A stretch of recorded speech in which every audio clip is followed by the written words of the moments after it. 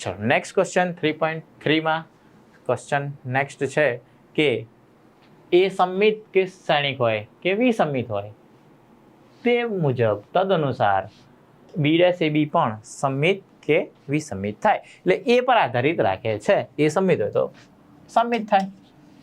ધારી લઈએ કે એ સમમિત છે તો એ ડેશ બરાબર એ થશે.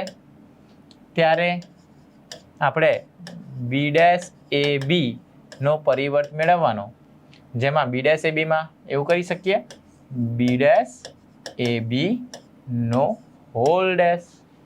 તો આ એક્સ વાય મુજબ એ બી હોલ ડેશ બી ડેશ નો ડેશ પોતે, પરંતુ એ બી હોલ ડેશ તો બી ડેશ એ ડેશ થાય અને ઇન્ટુ બી.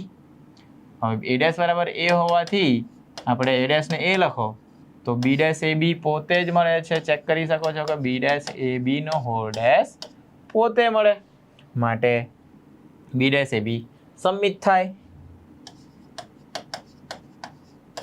તેવી રીતે જો માઇનસ લેવામાં આવે એ ડેશ બરાબર માઇનસ એ, કારણ કે વિસમિત,